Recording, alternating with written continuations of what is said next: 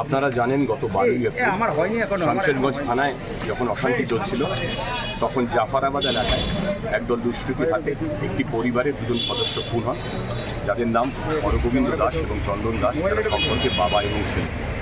এই মামলার তদন্তে আমরা একটা বিশেষ investigation team, special investigation set গঠন করি, যাতে স্থানীয় থানা, জেলা পুলিশ ছাড়াও সিআইডি, আইবি এবং এসটিএফের অভিজ্ঞ অফিসাররা আছেন। এই মামলার তদন্তে আমরা এলাকা থেকে গত দুদিনে বিস্তারিত সিসিটিভি ফুটেজ আমরা সংগ্রহ করি। সেই সিসিটিভি ফুটেজ প্রত্যেকটা আমরা খতিয়ে দেখি এবং বেশ কয়েকজন দুষ্কৃতীকে আমরা চিহ্নিত করতে সক্ষম হই, যারা খুনের ঘটনায় প্রত্যক্ষভাবে জড়িত ছিল। গত রাতভর অভিযান চালিয়ে এদের মধ্যে দুজন দুষ্কৃতীকে আমরা গ্রেফতার করতে পেরেছি, যারা এই খুনের ঘটনার সঙ্গে প্রত্যক্ষভাবে যুক্ত ছিল। যাদের গ্রেফতার করেছি তাদের নাম হলো কালু নাদাব এবং দিলদার নাদাব। এরা সম্পর্কে ভাই। এরা দিগরি এলাকার বাসিন্দা, যেটা জাফরাবাদ সংলগ্ন এলাকা। এই দুজনের মধ্যে কালু নাদাবকে আমরা গ্রেফতার করেছি বীরভূম জেলার মুরারই থানা এলাকা থেকে, এবং দিলদার নাদাবকে গ্রেফতার করা হয়েছে সুতি থানার বাংলাদেশ সংলগ্ন সীমান্ত থেকে। এই দুজনকেই আমরা আদালতে পেশ করছি, তাদের পুলিশি হেফাজতের আমরা আবেদন জানাচ্ছি।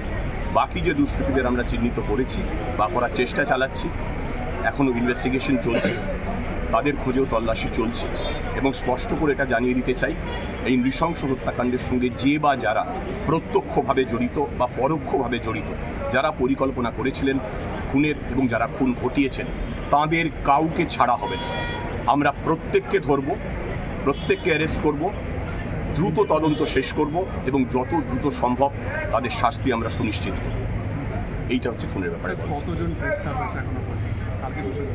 সব মিলিয়ে এখনো পর্যন্ত যে ঘটনাগুলো ঘটেছিল সেদিনকে, সব মিলিয়ে এখনো পর্যন্ত গ্রেফতারির সংখ্যা 221। গতকাল থেকে কোনো ধরনের অশান্তির খবর নেই। প্রায় গত 48 ঘন্টা হয়ে গেল। পরিস্থিতি আপনারাও দেখতে পাচ্ছেন, স্বাভাবিক হয়ে আসছে, দোকানপাট খুলেছে। আমরা আশা করব শহর খুব দ্রুত আরও স্বাভাবিক হয়ে সম্পূর্ণ স্বাভাবিক ছন্দে ফিরে আসবে। রাজ্য পুলিশ এবং বিএসএফ, সিআরপিএফ টহল দিচ্ছে, আপনারা দেখতে পাচ্ছেন। রুট মার্চ হচ্ছে, চেকিং হচ্ছে, পরিস্থিতি শান্ত আছে, নিয়ন্ত্রণে আছে। গুজব যাতে ছড়ানো না হয় সেজন্য আমরা ব্যবস্থা নিচ্ছি এবং নেব।